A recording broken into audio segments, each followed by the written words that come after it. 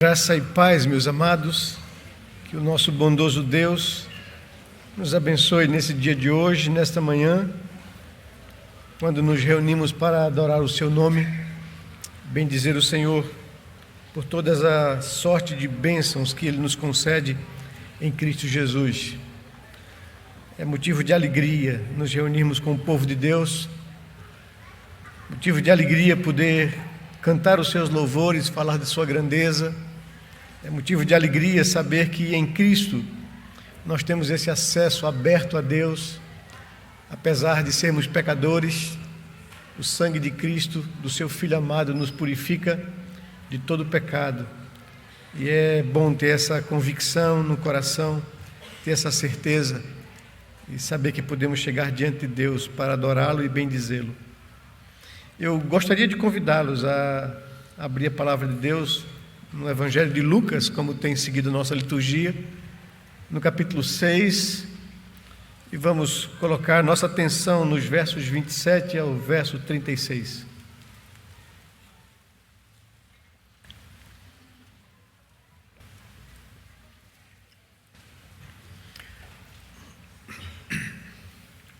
Lucas, capítulo 6, verso 27 ao 36. Nos diz assim a palavra de Deus: Digo-vos, porém, a vós outros que me ouvis, amai os vossos inimigos, fazei o bem aos que vos odeiam, bendizei aos que vos maldizem, orai pelos que vos caluniam. Ao que te bate numa face, oferece-lhe também a outra. E ao que tirar a tua capa, deixa-o levar também a túnica. Dá a todo o que te pede. E se alguém levar o que é teu, não entres em demanda. Como quereis que os homens vos façam, assim fazei vós também a eles. Se amais os que vos amam, qual é a vossa recompensa? Porque até os pecadores amam aos que os amam. Se fizerdes o bem aos que vos fazem o bem, qual é o louvor ou a recompensa disso? Até os pecadores fazem isso. E se emprestais àqueles de quem esperais receber, qual é a vossa recompensa? Também os pecadores emprestam aos pecadores para receberem outro tanto. Porém, amai os vossos inimigos, fazei o bem e emprestai, sem esperar nenhuma paga. Será grande o vosso galardão e sereis filhos do Altíssimo, pois Ele é benigno até para com os ingratos e maus. Sede misericordiosos, como também é misericordioso o vosso Pai. Vamos orar a Deus. Senhor, como é bom poder nos reunirmos aqui, Pai amado, como igreja, como corpo de Cristo, poder ter esses momentos deliciosos de louvores, de cânticos que exaltam o Teu nome, os Teus atributos, a Tua beleza, a Tua santidade, Tua bondade e misericórdia para conosco. É bom poder chegar diante do Senhor e derramar diante de Ti a nossa vida, as nossas angústias, as nossas preocupações, os dissabores que a vida nos impõe. É bom colocar diante do Senhor e saber que Tu és o nosso Deus, um Deus que nos acompanha, nos assiste, se importa com o nosso bem-estar, um Deus que derrama favor e graça nas nossas vidas, um Deus que providencia as coisas para vivermos uma vida digna e boa. Nós adoramos o Teu nome por todas essas coisas, e a motivação de estarmos aqui é para Te louvar e agradecer, bendizer o Teu nome e reconhecer a Tua bondade, consagrar ao Senhor as nossas vidas, consagrar ao Senhor as primícias daquilo que o Senhor nos tem dado, colocar a nossa vida diante do Senhor na expectativa de que o Senhor nos fale o coração. E nós Te pedimos assim, Pai amado, comunica essas verdades da Tua palavra à nossa alma, à nossa vida. Faz com que o Teu Espírito Santo nos desafie a entender que a nossa vocação e chamado é para ser diferente do comportamento do mundo. E faz com que esses princípios que o Senhor ensinou aos Teus discípulos, e que hoje nos ensina também por essa mesma palavra, que sejam doces ao nosso paladar, que seja o desejo do nosso coração fazer a Tua vontade, para que a nossa vida, Senhor Deus, Te agrade, para que o Senhor tenha prazer em nós, para que com o nosso comportamento, testemunho, a gente possa glorificar o Teu nome nesse mundo. Trata, pois, com nossas vidas, somos imperfeitos, pecadores, precisamos da orientação da Tua palavra, do trabalhar do Teu Espírito em nosso coração. Por isso estamos aqui, na expectativa de que o Senhor fale conosco e nos torne mais parecidos com Teu Filho Jesus. É a nossa oração e desejo, em nome do Teu Filho amado, nosso amado Redentor, a quem rendemos toda a honra, glória e louvor, Senhor, em nome de Jesus. Amém, Pai amado. Amém. Que o Senhor seja gracioso e nos fale ao coração. Como quereis que os homens vos façam, assim fazei vós também a eles. É a alma desse texto, verso 31, que o Senhor nos convida a refletir sobre ele. Faça aos outros o que você gostaria que fizessem a você. Em suma, é isso, e esse é o desafio que o Senhor nos impõe como seus discípulos. O chamado de Jesus ao discipulado é um chamado desafiador. Ser cristão é ser discípulo. E o Senhor nos tira de um comportamento normal, comum, convencional do mundo, para nos ensinar a viver de acordo com a vontade dEle. Ser discípulo é desafiador, porque vai de encontro à nossa natureza caída. Vai de encontro aos padrões de comportamento que a sociedade humana convencionou como normais. O Senhor nos apresenta, no chamado ao discipulado, um novo padrão de conduta, um novo padrão de comportamento, um novo padrão de vida. Ser discípulo implica em um processo de aprendizado nos padrões de Jesus. Ser discípulo é se tornar um seguidor, um aprendiz de Jesus. E é a isso que todos nós somos chamados. Nós não somos chamados a constituir uma associação religiosa. Nós não somos chamados a ser uma igreja que aos domingos se reúnem para cultuar a Deus. Nós somos chamados ao discipulado, a um desafio de uma vida que aprende novos padrões de comportamento, novos padrões de conceitos e de pensamentos, novos padrões de vida e de conduta na relação com os demais. Ser discípulo é se tornar um seguidor e um aprendiz de Jesus. Somos treinados por Ele, através de seus ensinos registrados na Palavra de Deus. Somos treinados por Deus, através do Espírito Santo, a aplicar esses princípios que são desafiadores à nossa vida. Isso é ser cristão, isso é ser um seguidor de Jesus. Discípulo é um seguidor de Jesus, um aprendiz de Jesus. Então, é para isso que nós somos chamados. E a nossa preocupação enquanto igreja é fazer com que todos aqueles que se chegam a nós, como um corpo de Cristo local, se tornem discípulos de Jesus. E não apenas religiosos, assistentes de culto. Nossa preocupação é fazer com que cada um de nós seja desafiado por Deus a ter essa vida transformada por Ele, dia a dia, a nos parecermos dia a dia com Jesus. Esse é o trabalho do Espírito Santo em nós, o qual chamamos santificação. É o processo pelo qual o Espírito de Deus, aplicando os ensinos da Palavra de Deus, nos torna parecidos com Cristo. Numa outra linguagem, ele transmite para a gente, ou ele talha no nosso caráter, a humanidade perfeita, aquilo que deveríamos ser, e a queda de Adão distorceu e deturpou isso. E agora, o trabalho de Cristo naquela cruz foi pagar o preço de nos resgatar da condenação e agora nos fazer novas criaturas. E esse processo de aprendizado, ele é progressivo e é diferente para cada um de nós.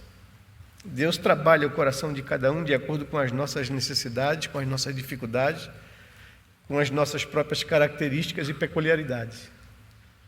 É um trabalho muito específico do Espírito Santo em cada um de nós. Somos então treinados pela palavra de Deus, pelo Espírito Santo, para nos tornar semelhantes a Cristo. O Espírito Santo que habita o coração daquele que foi regenerado, daquele que foi chamado à presença de Deus, daquele que foi justificado dos seus pecados, daquele que foi adotado como filho e daquele que está sendo santificado por esse mesmo Espírito. O Espírito de Deus habita o coração do regenerado, do discípulo, daquele que nasceu de novo. Ele habita o nosso coração, daquele que se arrependeu, que reconheceu o seu pecado, que entregou a sua vida a Cristo, que rendeu a sua vida aos pés do Senhor. O Espírito Santo trabalha a nossa santificação, nos tornando a cada dia mais parecidos com o nosso Redentor, com o nosso Senhor, com o Mestre da nossa vida. Ele nos capacita a viver essa nova vida. Isso que é ser um cristão. Isso é que é ser um discípulo de Jesus. E todos nós fomos chamados a isso. O princípio tratado por Jesus nesse texto é: faça aos outros o que você gostaria que fizessem a você. E é sobre isso que eu gostaria de tratar com vocês nessa manhã, desse desafio para a nossa vida. Isso não é normal para nós.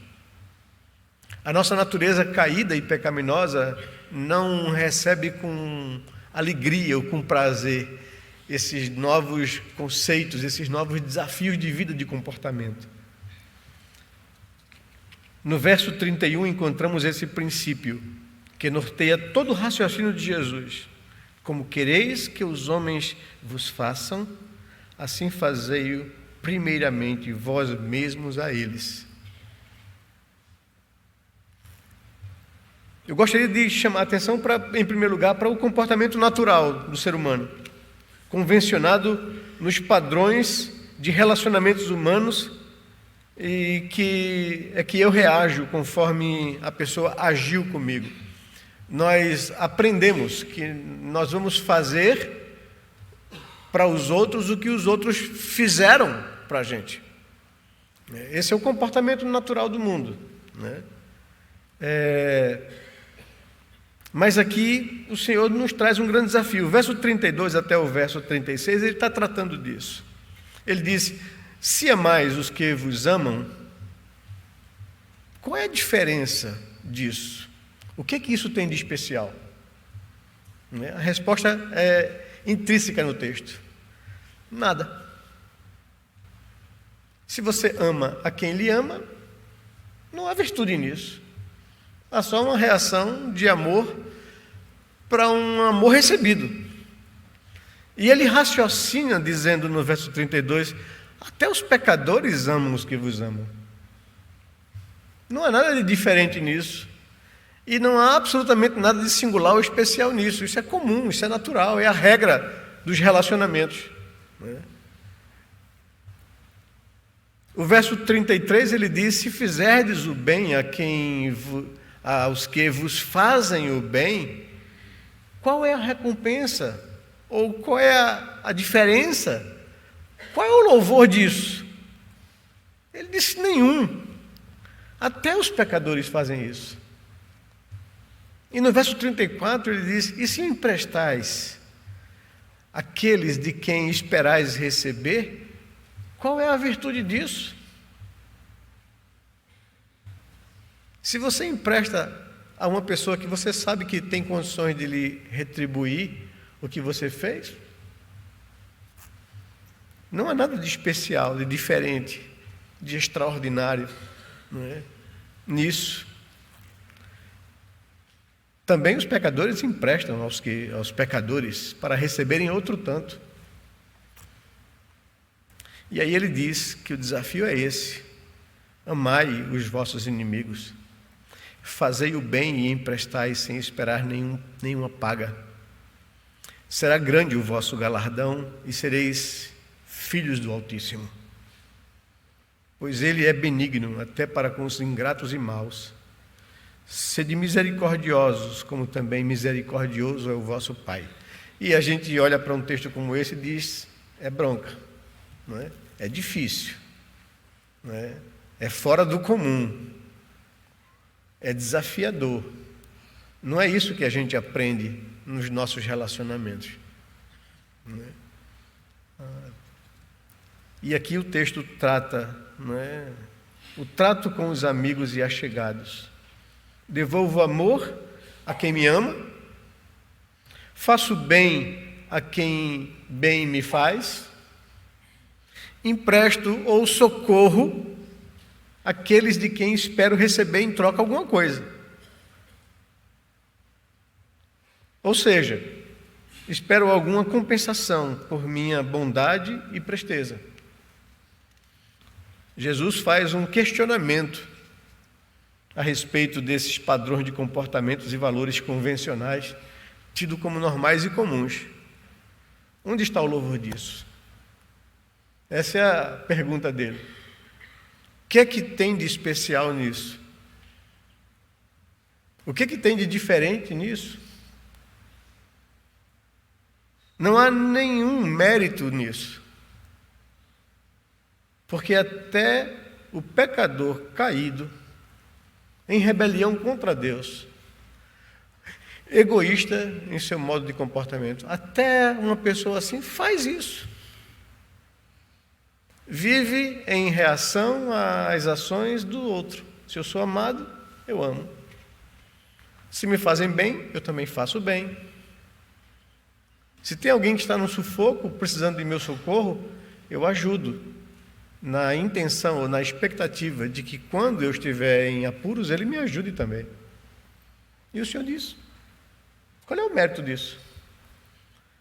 O que isso me faz diferente das outras pessoas? Ele disse: nada, em absoluto. Qualquer pecador comum da vida faz isso.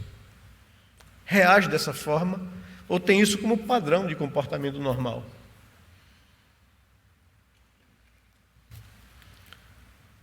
Isso só me faz igual ao padrão do mundo caído, nada mais. E aqui vem um desafio: nós fomos chamados para ser diferentes. Nós fomos chamados por Deus para fazer ou causar diferença, quebrar os paradigmas de comportamento que o mundo tem como normal. Isso é ser discípulo de Jesus. Isso é assumir as consequências disso e segui-lo. Imitar o seu exemplo, ser como Cristo. É a isso que ele nos chama, a sermos diferentes e a fazermos diferença nesse mundo. E como é que é essa diferença? E ele aqui lança os desafios: o trato com os inimigos e aqueles que são distantes, que nós não temos qualquer proximidade ou qualquer relacionamento de amor, de fazer bem, né? Ou de socorrer ou emprestar. Ele diz que o trato com os inimigos e os distantes normalmente não há demonstração de amor, não há demonstração de cuidado, de fazer o bem ao outro, não há sensibilidade ou prestação de socorro. O que há é uma relação de interesses. O que eu vou ganhar se eu amar, o que eu vou ganhar se eu fizer o bem, o que eu vou ganhar se eu socorrer e ser solidário com o outro. Esse é o padrão normal de comportamento humano. Amo o meu cônjuge se ele demonstra amor para comigo. Faço bem aos meus irmãos ou amigos se eles fazem bem a mim. Empresto, sou solidário e socorro aqueles de quem espero receber, nem que seja reconhecimento. Então, isso é uma relação de interesses. Faço porque espero receber alguma coisa em troca. Amo porque espero receber amor em troca. Faço bem porque espero receber o bem que eu fiz. Assisto e sou solidário daqueles a quem eu espero que sejam solidários comigo. Então sempre parte desse pressuposto de uma relação de interesses, o que eu ganho em sendo assim. Deus nos chama a ter um comportamento diferente. Isso é ser discípulo. Isso é quebrar esse padrão de comportamento do mundo. Deus me coloca para quebrar esse padrão de comportamento. Através do meu exemplo e da minha vida. Ele quer que eu seja diferente e o trabalho do Espírito Santo no meu coração é me fazer diferente. Porque se eu for diferente, eu causarei diferença no mundo. Eu impactarei a vida das pessoas. Elas verão em mim um comportamento anormal, não comum, não convencional. E é exatamente essa diferença que vai exalar o bom perfume de Cristo, que vai atrair as pessoas para querer saber o que de fato tem em mim que me torna diferente dos outros, do comportamento das outras pessoas. Deus nos chama a ter um comportamento diferente, a ser diferente e a fazer diferença. Do verso 27 ao verso 30, ele trata disso. Eu digo a vocês, né, esse texto, segundo Lucas registra, é decorrente do ensino de Jesus de não vingança e de amor ao próximo, em decorrência das bem-aventuranças, das características de caráter que marcam a vida de uma pessoa. Você vê do verso 20 ao verso 23 de Lucas, capítulo 6, ele trata das bem-aventuranças. E especificamente, ele destaca no verso 22 e no verso 23 a consequência de eu ser diferente e não ter o mesmo comportamento do mundo. Ele diz que feliz ou bem-aventurado sois quando os homens vos odiarem e quando vos expulsarem da sua presença, vos injuriarem e rejeitarem o vosso nome como indigno, por causa do Filho de Deus. Regozijai-vos naquele dia que vocês sofrerem essas afrontas.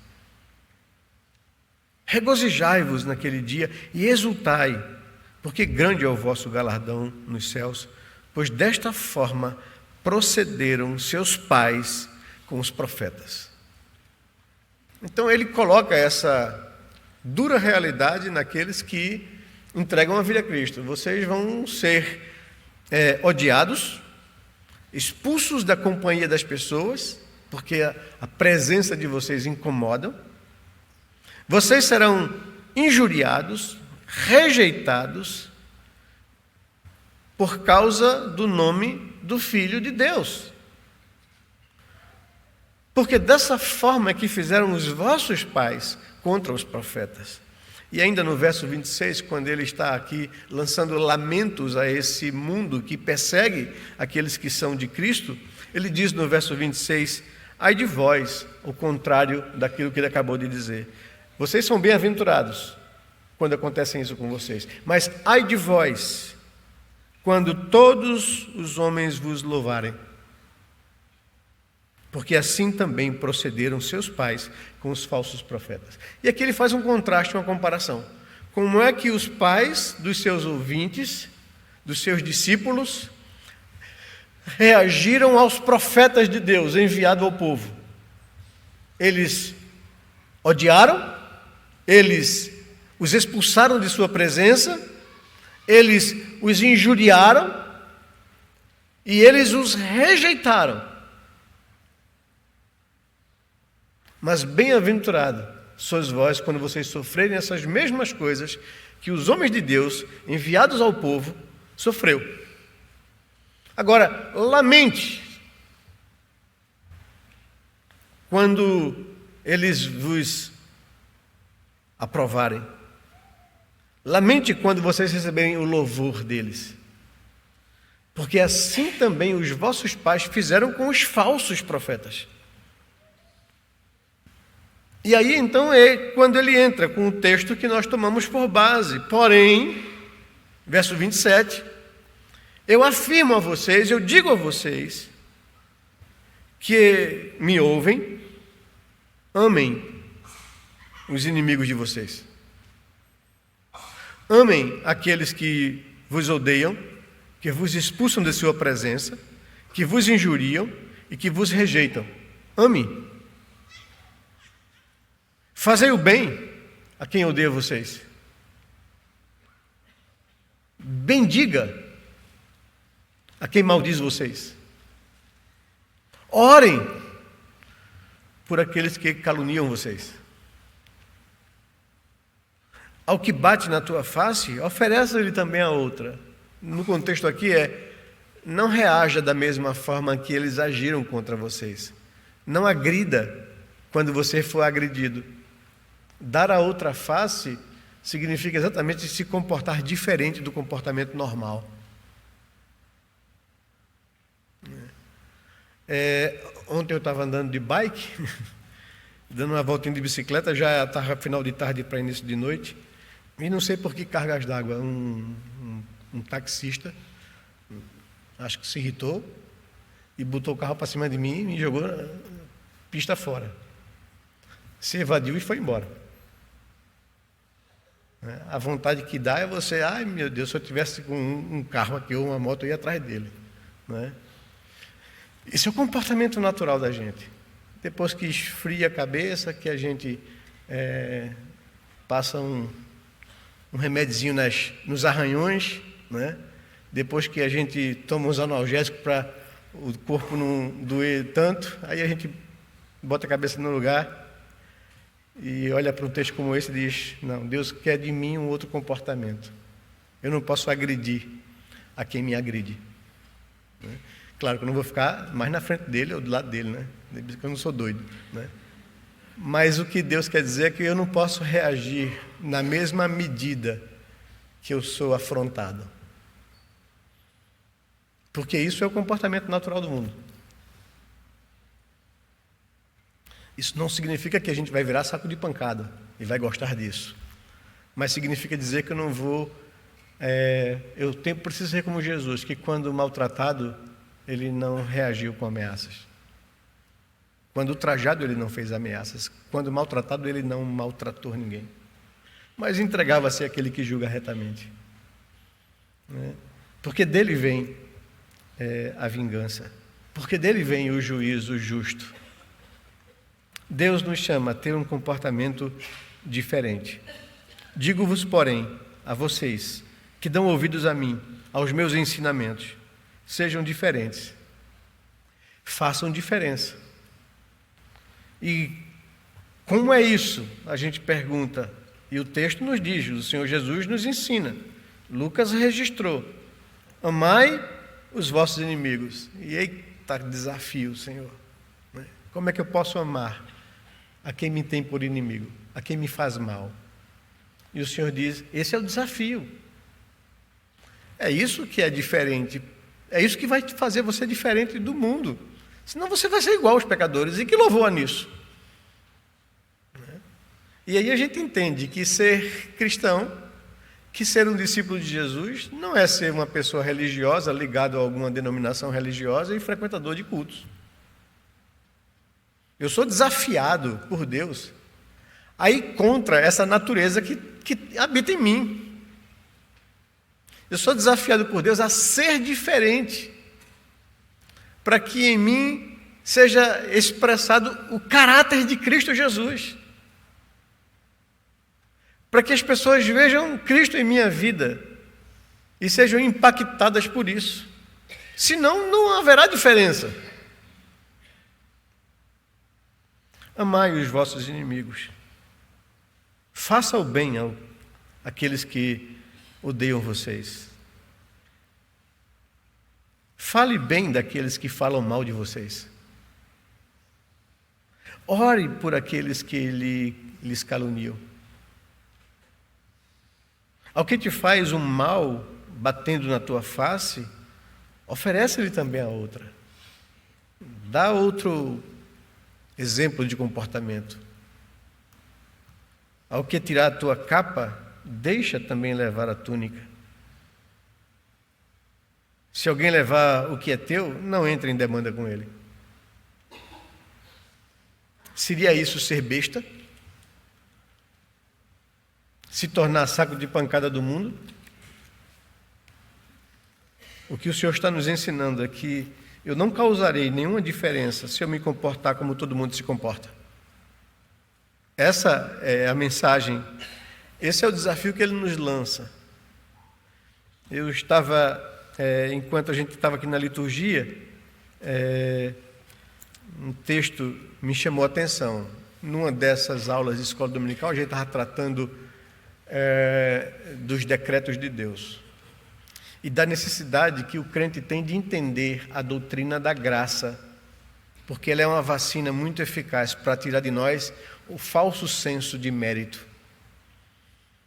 Quando a gente entende que nós somos pecadores, que não há na gente bem algum, que o que nós merecíamos era condenação eterna, e que apesar de tudo isso, Deus nos amou espontaneamente a ponto de entregar a vida do seu Filho naquela cruz por pecadores como nós, por pessoas que se tornaram seus inimigos porque se rebelaram contra Ele, se tornaram cúmplices ou parelhas ou associados aos anjos que se rebelaram contra Deus, incorrendo na mesma falta deles, tirando Deus da vida e colocando eles como seus próprios deuses. E o Senhor, mesmo assim, nos amou. E enquanto nós expunhamos a doutrina da graça, que não há em nós nenhum mérito, que toda ação veio de Deus, que nós somos apenas elemento passivo nessa demonstração de amor, que foi Deus quem resolveu intervir na vida do ser humano para salvar. Foi o Filho, o Deus Filho, quem se prontificou ao Pai para pagar o preço de poder resgatar o homem da condenação, dando a sua própria vida na cruz, recebendo sobre ele a condenação que era contra nós, para que a partir disso nós pudéssemos ser salvos. É através do Espírito Santo de Deus, a pessoa da divindade, que se prontifica a aplicar a obra de Cristo e os méritos de Cristo no coração de um pecador que não quer Deus, convencendo ele do pecado, da justiça, do juízo, levando o arrependimento e fazendo com que ele olhe para a cruz e creia que aquilo que Deus fez na pessoa de Cristo é suficiente para pagar a minha culpa e o meu pecado, e que Ele me chama agora a uma nova vida, e Ele quer me ensinar a ser aquilo que todos nós deveríamos ser se não acontecesse a queda lá no Éden.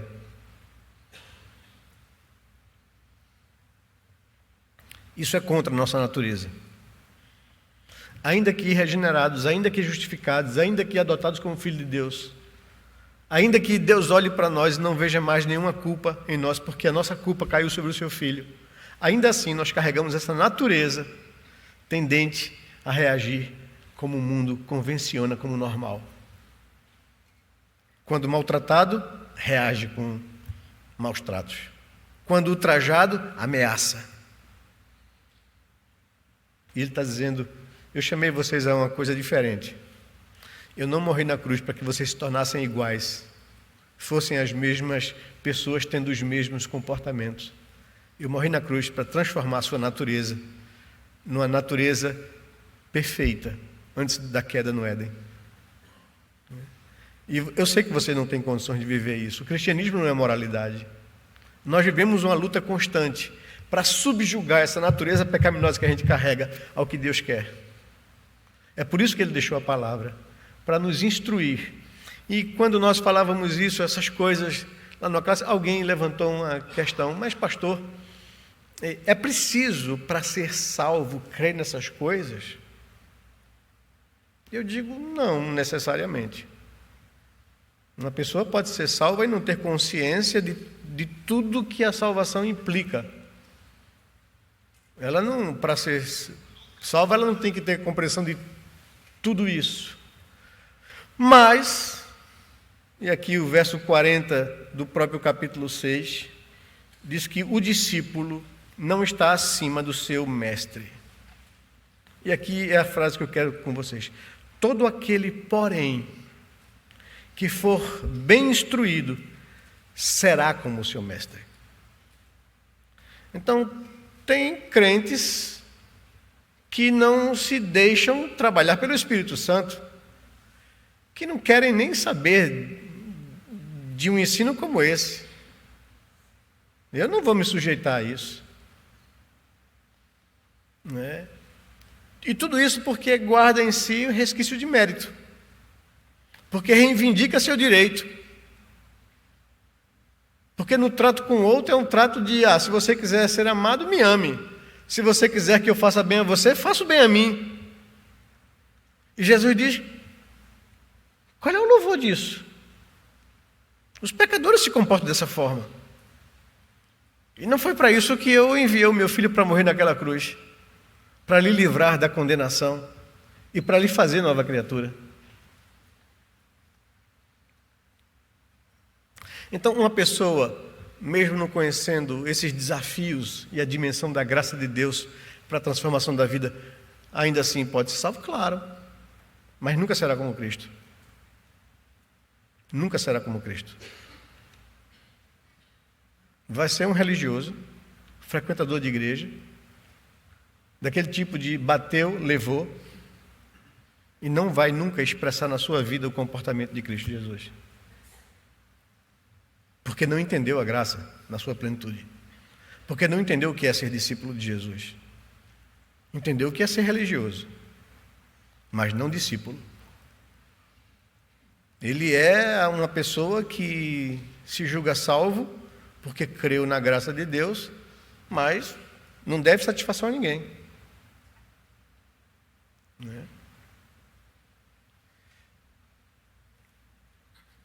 E é um desafio isso. E também lemos aqui na nossa liturgia, no versículo 48, no finalzinho, quando o homem constrói a sua casa sobre firme fundamento. O que é isso? Quando eu construo a minha vida espiritual sobre o fundamento da palavra de Deus. Quando não é a minha vontade, os meus conceitos, as minhas compreensões que se sobressaem na minha vida, que eu entendi que eu preciso submeter os meus conceitos, submeter o meu pensar, levar cativo à obediência de Cristo Jesus, tudo aquilo que eu acho do mundo. Aí, uma pessoa que construiu a sua casa sobre firme fundamento, sobre a rocha, sendo arrojada pelo rio, pelas tempestades, pelas pressões do mundo, a casa não se abala, porque por ter sido bem construída. O ensino, o desafio, entender o desafio, ser treinado de fato na palavra, ser desafiado a aplicar a palavra na sua vida, diante de um ensino fiel, claro da Escritura, não é questão de você ser salvo ou não ser salvo, é questão de você se tornar discípulo ou não discípulo, de você deixar-se trabalhar pelo Espírito Santo de Deus no seu caráter, no seu comportamento, para ser parecido com Cristo Jesus, porque essa é a nossa vocação. Quer saber como é Deus na sua essência? Olhe para Cristo. Ele é o Deus invisível, revelado ao homem. Quer saber como deveria ser a humanidade perfeita? Olhe para Cristo. Ele é a plenitude do que o homem deveria ser. Ele é a minha referência, ele é o mito da minha vida, ele é de fato aquele em quem eu quero seguir, ele é o meu herói, ele é o meu modelo, ele é a minha inspiração, precisa ser. Eu quero ser como ele. E é exatamente esse o trabalho do Espírito Santo. O que o Senhor quer nos ensinar? Deus quer transmitir a sua natureza para mim. Deus quer que aprendamos a depender completamente dele e a confiar completamente nele e se deixar moldar ou trabalhar no meu caráter pelo Espírito Santo de Deus, para que seja a mim transmitida a natureza de Deus. Por isso a Bíblia diz: sede santos, porque Ele é santo. Procure crescer em santidade e perfeição, como Ele é perfeito. Trabalhe as motivações do seu coração para você ser puro, como Ele é puro. São os desafios da Escritura. Ele quer me ajudar a renunciar a mim mesmo, essa natureza caída e pecaminosa, cheia de direitos. Meus direitos, minha satisfação, meu senso de bem-estar, meus ganhos, minhas vantagens. É tudo isso que Ele quer tirar das nossas vidas para nos fazer gozar a alegria perfeita. Ele quer me ensinar a confiar nele. Ele quer ser o meu recompensador. Ele diz: será grande o seu galardão, a sua recompensa. Verso 35. Esse é o final. Isso significa dizer: amar o inimigo, fazer-lhe o bem, prestar-lhe ajuda, sem esperar nada em troca. Assim, e só assim, seremos semelhantes a Ele e nos tornaremos seus filhos. Verso 35. Pois a natureza de Deus é benigna, até com os homens ingratos e maus. Conclui o texto no verso 35. Amai os vossos inimigos, fazei o bem e emprestai sem esperar nenhuma paga. Será grande o vosso galardão, a vossa recompensa. É Deus quem vai dar. E vocês serão, de fato, filhos do Altíssimo.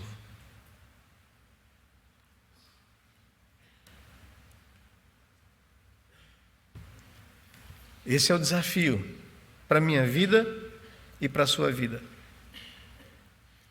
E concluindo, ele diz no verso 36: aprendam a ser como eu, misericordioso, porque o vosso Pai é misericordioso. Da mesma forma que Deus olhou para você, um homem mau em rebelião contra Ele, inimigo de Deus, Deus teve misericórdia de você. Lhe amou, lhe fez bem, lhe socorreu, porque viu que você não podia mudar o seu destino, e Ele lhe amou, dando a vida do seu filho. E a Bíblia diz: ninguém tem maior amor do que esse.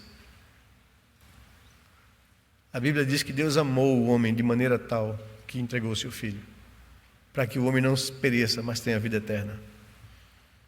Se Ele foi assim misericordioso para você, o que Ele requer de você com essa nova natureza que Ele trabalha no seu coração é que você seja misericordioso, é que você seja diferente, é que você faça a diferença no mundo em que você está.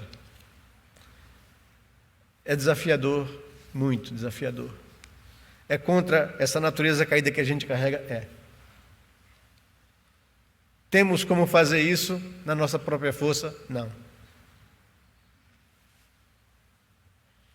Não há entre nós nenhum justo, nem sequer um. Todos somos pecadores, carecidos da graça de Deus. E o que Deus quer fazer de nós? Discípulos. Gente que expressa a imagem e o comportamento de Cristo no mundo. E aí sim você vai fazer diferença. Isso não vai anular que as pessoas vão te odiar, vão te injuriar, vão te expulsar da presença deles, porque o seu comportamento diferente incomoda. Mas esse incômodo, de alguma forma, atrai as pessoas. É assim com a igreja em Atos, perseguida, injuriada, mas causava admiração por causa do comportamento diferente. E mais pessoas se aproximavam deles e da fé em Cristo Jesus, por causa disso, dessa diferença. Em suma, o que eu quero com vocês nessa manhã, para que nós juntos reflitamos isso. Eu não quero ser pastor de uma igreja onde se ajuntam pessoas só para cumprir tarefas religiosas. Não foi para isso que o Senhor me chamou. E eu não quero gastar minha vida sendo um religioso. Eu quero ser discípulo. E sei que o Senhor me chamou e nos chamou para sermos discípulos, para sermos diferentes, para causarmos diferença, para fazer diferença nesse mundo.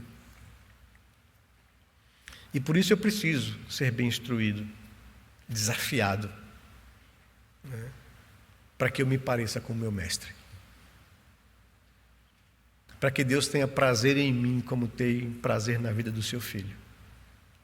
Para que Deus possa dizer acerca de mim o que disse para os anjos caídos, para Lúcifer, acerca de Jó.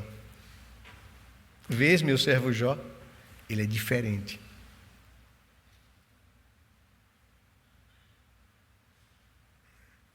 Eu tenho prazer nele.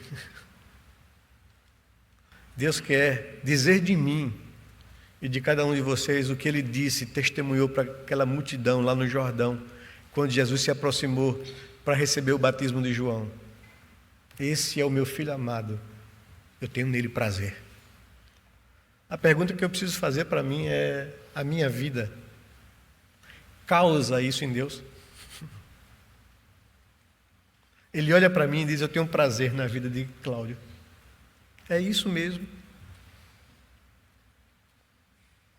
É isso que Deus quer tratar comigo e com você, para que a gente seja mais parecido com Cristo Jesus, o homem perfeito, a expressão exata do ser divino. Deus quer comunicar a natureza dele a mim e a você. Isso é ser discípulo, se deixar aprender, instruir pela palavra de Deus. Que Deus nos abençoe, que Ele derrame sobre o nosso coração sua graça e favor. Amém? Vamos orar ao Senhor, vamos nos colocar diante dEle. Vamos admitir diante de Deus o nosso fracasso, porque não há entre nós ninguém assim, justo. E todos nós somos obras em acabamento. E todos nós temos coisas a consertar na nossa vida, a rever. E eu convido você nesse momento a chegar diante de Deus com sinceridade de coração e orar ao Senhor. Senhor, faz da minha vida a diferença, que ela seja diferente, para que eu possa ser usado pelo Senhor para fazer diferença nesse mundo.